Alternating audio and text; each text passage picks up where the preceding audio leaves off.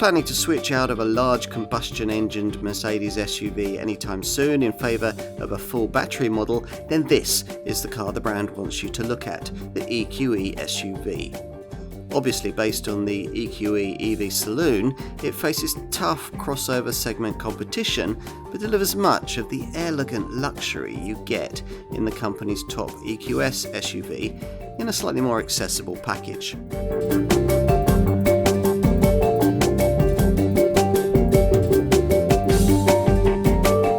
The EQE SUV, of all the large, fully electric models Mercedes has introduced recently on its latest second-generation electric vehicle architecture platform, this one is the most important, and here we're going to tell you why. When the S-Class sized EQS and the E-Class sized EQE saloons were introduced in 2021, we were told that each would have a separate SUV derivative. And sure enough, the EQS SUV arrived in mid-2022 to compete in Range Rover SUVIP territory, and it was followed a few months after by our subject here, the EQE SUV. This model has a far tougher task, taking on accomplished, bigger volume, large-sized EV players like the BMW iX, the Audi Q8 e-tron and the Polestar 3. Mercedes sees it as an electrified version of its combustion GLE SUV and a different kind of car to its other large, full battery models. The idea is to aim at younger customers, but with pricing further up the range, pushing towards six figures, they're going to need to be successful people. To find out more, you're going to need the usual comprehensive car and driving road test.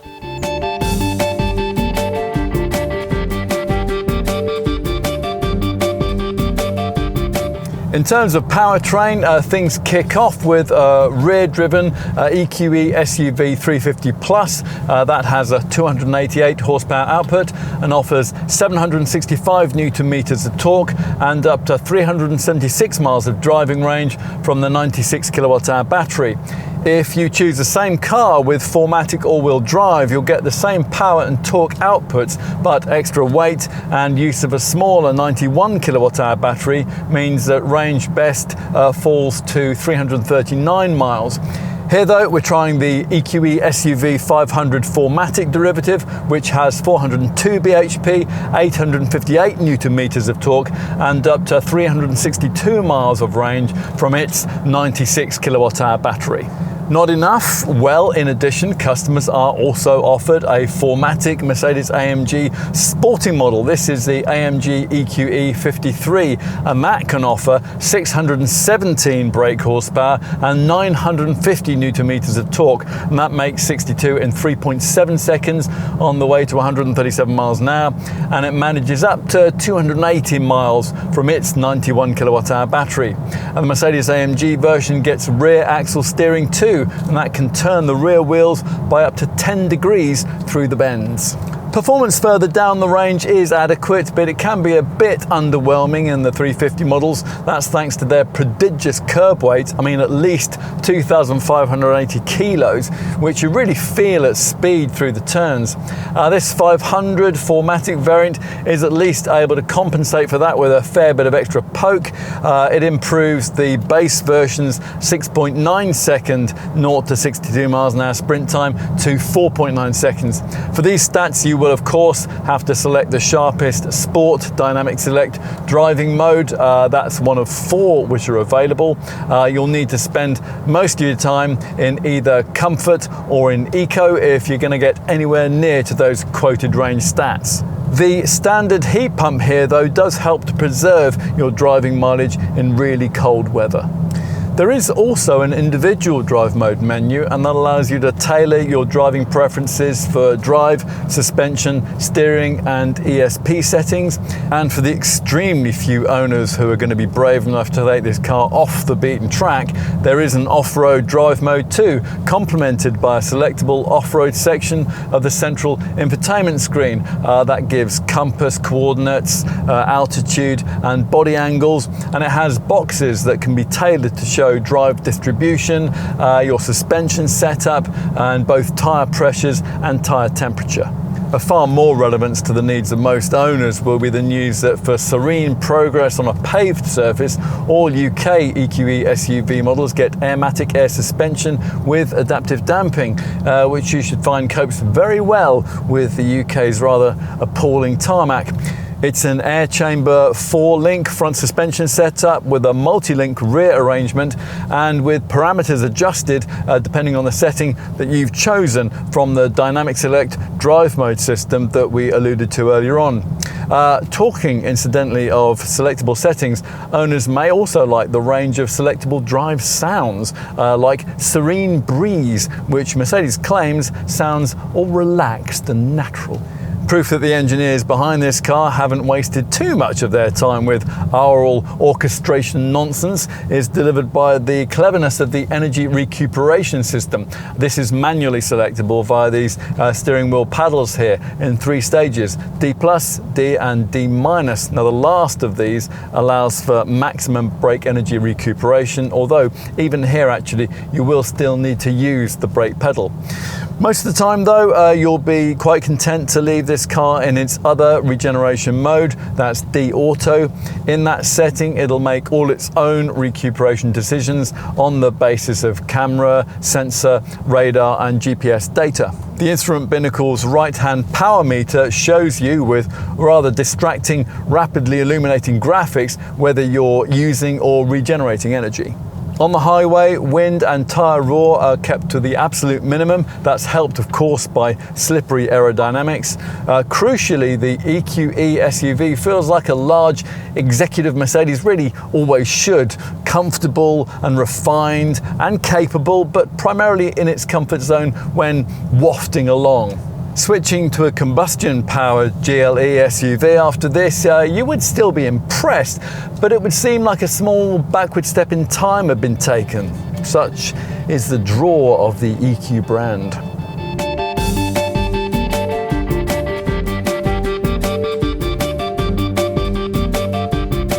It's very possible, if you were familiar with large Mercedes EVs, you might mistake this EQE SUV for its EQS SUV showroom stablemate. Look more closely though, you might spot this more affordable model's more heavily sloped roofline and more angled tailgate, both possible because this smaller design doesn't have to accommodate that third seating row.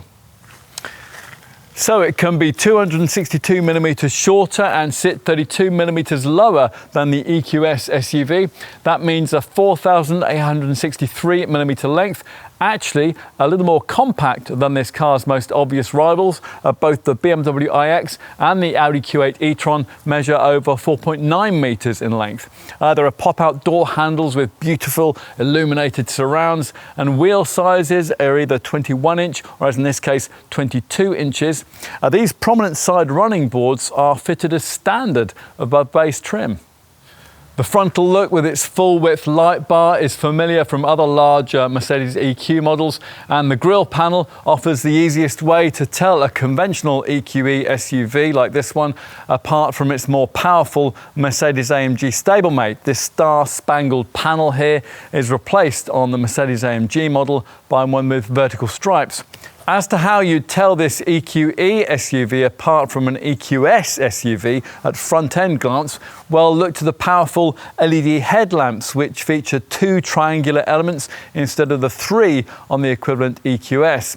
Above base trim, the headlamps get the advanced digital light projection technology that we have here. At the rear, the car is 19mm narrower than its larger EQS SUV showroom stablemate. There's a full-width light bar, which is common to all Mercedes EQ models, plus styling slashes at each corner and a subtle roof spoiler. Time to take a look inside. Now, the door handles spring out to meet you, and they feel a lot more solid than the ones we remember from the original EQS. Take a seat, and as you'd hope for the money, it's all very high end, and it's extremely advanced if you get yourself a variant fitted out with the ultra wide hyperscreen dash layout we have here. It's standard on this 500 version and on the Mercedes AMG models, and it's optional above base spec further down the range. Now, you really are going to want this, because otherwise the separated screens that you get instead for instruments, 12.3 inches, and for infotainment, 12.8 inches, look disappointingly conventional by comparison. This hyperscreen setup is anything but conventional. It offers a 56-inch curved glass panel incorporating 3 displays, one for the driver, one for the passenger, and one in the middle here. It really lifts the cabin when it's fitted.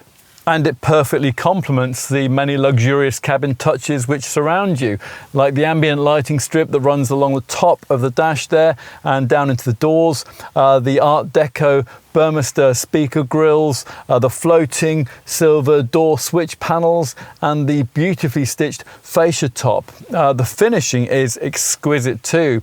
Here we've got a striped ship's deck open pore walnut wood trim, or at least most of the finishing is. These silver jet engine style circular vents at either corner of the dash look great, but to the touch they've got all the structural integrity of a cracker toy. The seats, of course, though, are lovely with pillowy soft head restraints, and in this top variant they come climatized with a massaging function. They set you a little higher, of course, than you would be in an EQE saloon, but the positioning isn't especially commanding. Obviously, you're going to have to get quickly to grips with all the screen tech here, particularly in a hyper-screen equipped version of this car like this one. The central display there has a home screen that's based either around navigation mapping with inserted boxes for things like EQ functions, destination and media functions, or you can bring up a screen full of selectable icons for things like apps, comfort functions, and for the Mercedes store.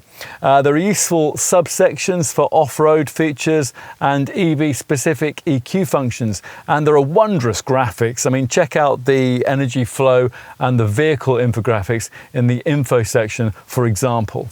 Even more challenging to get to grips with is the instrument screen, mainly because accessing its many functions requires manipulations of tiny, fiddly, touch-sensitive steering wheel buttons. There are 3 selectable instrument layouts. This twin-dialed classic setup, there's red-tinged sport, and there's also the minimalist understated screen. Now, within these, you can prioritize readouts for navigation, drive assistance, off-roading, and servicing. Stay with the twin dials and you'll view a speedometer on the left with the bottom battery meter, while on the right there's a power meter with the bottom section showing your energy harvesting rate of intelligent recuperation. And finally, once you're familiar with all that, you'll further find that swiping up on the bar button allows you to access the various provided layouts for the head-up display if that feature has been fitted. These being minimal, sport, standard, off-road or eco display. What else? Well, the Hyperscreen's passenger side monitor is useful if you want to allow your co-pilot to set navigation instructions or perhaps to access the media features. And within the central display, it's helpful that the climate functions aren't buried away in menus, but instead are separated out at the bottom of the screen monitor. Away from screen tech, this little panel between the seats, which centrally houses the small starter, has useful shortcut buttons for EV functions, for drive modes and for audio volume. Cabin storage space, well, it's pretty reasonable, although not exceptional. There's a deep lidded bin between the seats with twin USB-C ports. Another 2 USB-C ports reside in this lidded bin in the center console, which also has cup holders and a wireless phone charging mat. And the glove box and the door bins are of a decent size too. Let's take a look in the rear. Well, it's more spacious than it is in an EQE saloon, and predictably you get a much better view forward too. Plus, because there's a flat floor, a middle-seated adult could potentially be accommodated here. Leg and headroom, well, they're both reasonable, but as with the EQE saloon, the bench base doesn't provide quite as much long journeying under thigh support as we'd ideally like. Now, given the big battery pack under the floor here, you perhaps wouldn't expect the seat base to slide in an EV crossover, but it is really disappointing that the backrest doesn't at least recline. Claustrophobia in the darkly trimmed cabin here, well, that's alleviated by these rear quarter-light windows, and it'll be alleviated even further if you've got a version fitted with this huge glass panoramic roof. There is the usual armrest with cup holders in the centre, twin centre vents and USB connectivity, plus an overhead light is fitted on each side. There are decent door bins, and there's a coat hook too on the B-pillar. But you only get this climate control panel on the top version fitted out with 4-zone thermotronic climate control. Let's finish with a look out back, which is where all your luggage has to go because there's no underbonnet frunk space. Raising the EasyPack powered tailgate reveals 520 litres of boot space. For perspective, that's 20 litres more than in a rival BMW iX, but 140 litres less than an Audi Q8 e-tron. You might also want to know that it's around 100 litres less than you get from this car's Mercedes combustion SUV counterpart, the GLE. There's a deep underfloor well for the charging cables with a warning triangle. You lump your stuff in over an impractically silvered loading lip, and there's a netted area on the left with lights on both sides. There is also a light that shines down on you from the inner side of the tailgate here. If you need more room, then the 40-20-40 split backrest folds to extend the area to 1,675 litres.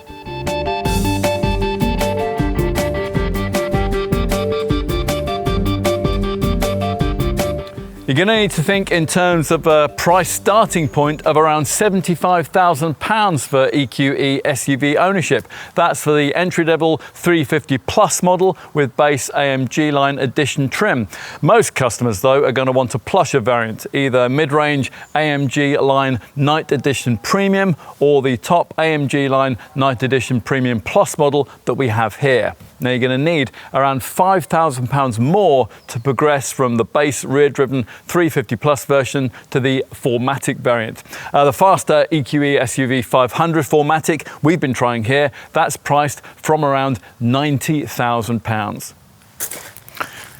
You will need a lot more, of course, for the high-performance Mercedes-AMG EQE 53 4MATIC Plus, offered in Night Edition and Night Edition Premium Plus forms. Prices start from around £115,000. Now, one key cabin ingredient for all EQE SUVs is the 55.5-inch digital MBUX hyperscreen setup that's borrowed from the EQS. It's a £5,000 option on the 350 Plus if you avoid base spec, but it's standard on all 500 4MATIC and Mercedes-AMG EQE 53 variants. What about rivals? Well, base versions of the BMW iX, the Audi Q8 e-tron and the Jaguar I-Pace would all save you around £4,000 to £5,000 over a base EQE SUV 350 Plus, but all those rivals lag way behind a base version of this Mercedes on driving range. With a BMW iX, you have to stretch over 6 figures to get a version with a really decent between charges EV mileage. That's the xDrive 50. The Q8 e-tron does offer a more sensibly priced mid-range model, the Q8 e-tron 55. That is a better mileage match for the EQE 500 variant we're trying here, and it's £10,000 less, but that Audi's EV mileage is still around 30 miles short. There are other segment options. We would suggest you also consider the Polestar 3.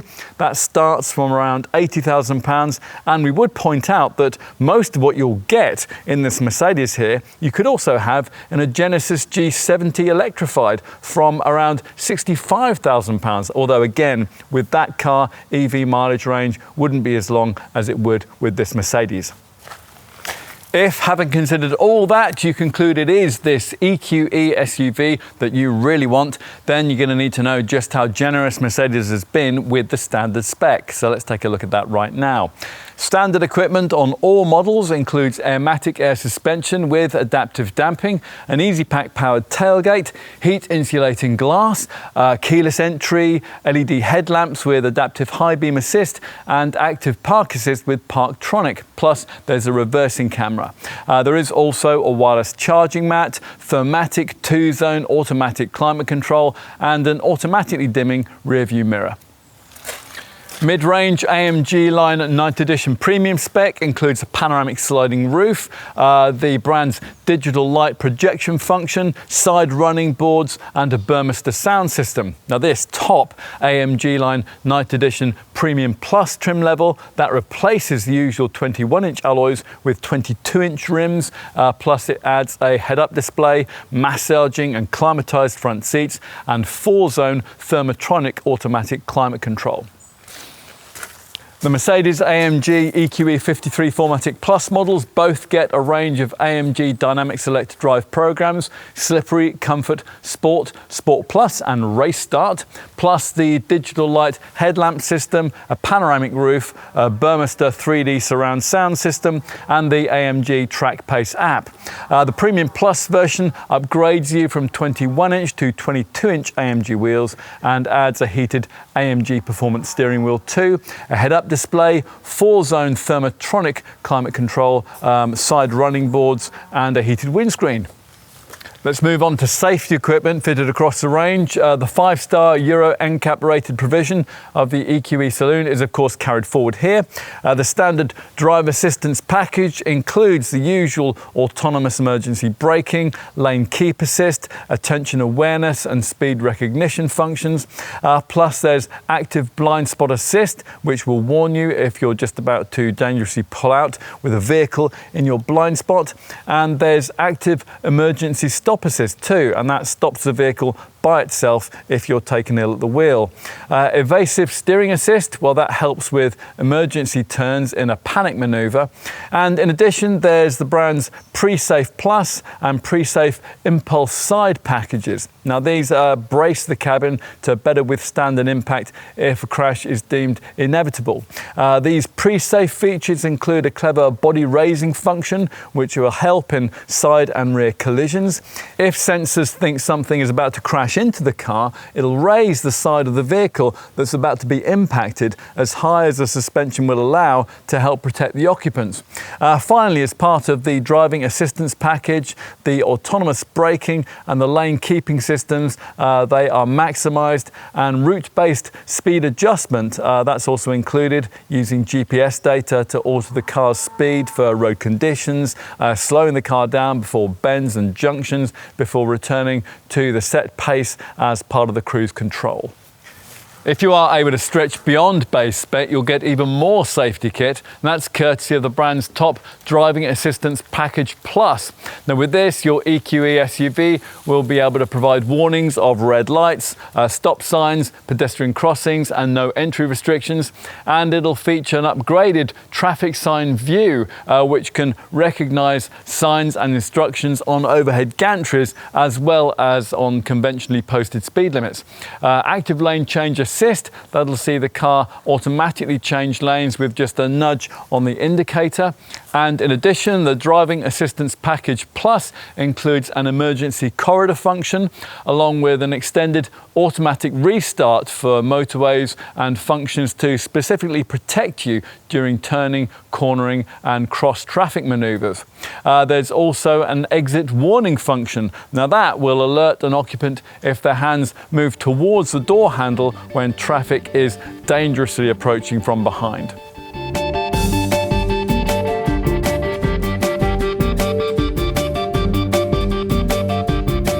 Mercedes still persists with an older tech 400-volt electrical infrastructure for its EVs. Both the 91 kWh and 96 kWh lithium-ion batteries can be charged at speeds of up to 170 kilowatts, which allows the EQE SUV to be DC charged from 10 to 80% in 32 minutes. 10 to 100%, 22 kilowatt AC home charge. That'd take 5 hours 15 minutes. With a more typical 7.4 kilowatt home wall box, well, you need about 15 hours, so you would struggle probably to complete an overnight charge. All the features that you'll need to manage your EV driving life can be found in the provided EQ section of the central screen here.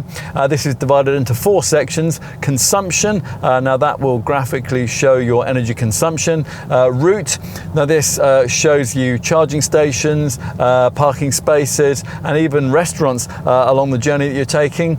Range, that will show you how different functions are affecting your drive range, and it will also offer a maximum range option, and that'll set all of them to high efficiency. The final EQ screen section is charging. Now here we like the clever choice of different charging programs, standard, home and work, each of which allow you to preset things like departure time, maximum charge level and air conditioning settings. There is also a feature that Mercedes calls eco charging. This lowers the load on the battery during charging in a way that improves the longevity of the lithium-ion cells. As usual with an EV, of course, you can lower the battery's charge state to a preset limit, or you can delay charging to take advantage of those off-peak electricity rates. And of course, all of this car's charging functions are customizable via the Mercedes Me app. Mercedes makes a great deal of what it calls its holistic approach to battery life cycle. That sees EV batteries taken out of the company's cars at the end of their usable lives and employed in energy storage instead, rather than being recycled instantly. The brand says that over-the-air software updates which work with the EV-specific navigation system extend the battery's life in car as long as possible, because they determine the best heating and cooling cycles for optimum performance. Beyond the EQ screens, there are other efficiency tools for you to use as well. The central screen's info section has an energy monitor, so you can see at any given time exactly what's being powered by what. And both the instrument screen and the head-up display, they have an eco display to help you to drive more economically. Also on the instrument screen is an energy consumption readout and a driving range option. In driving efficiently, it'll help enormously if you make proactive use, of course, of the car's clever energy recuperation system, which is manually selectable via these steering wheel paddles in 3 manual stages. There's D+, there's D and D-, or through a set and forget D auto setting if you just can't decide. Maintenance visits will be once a year or every 15,500 miles, whichever comes first. Insurance will be expensive, but at least you can offset that with low benefit-in-kind taxation, still rated at just 2% at the time of our test.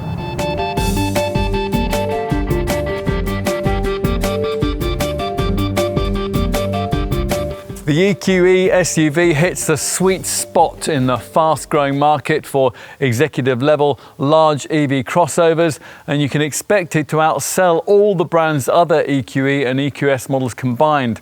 Outselling tough rivals from BMW, Audi and Polestar will be a different matter though, particularly as most EQE SUVs will be sold at well over £80,000. But this model's very Mercedes look and feel will stand it in good stead in that regard.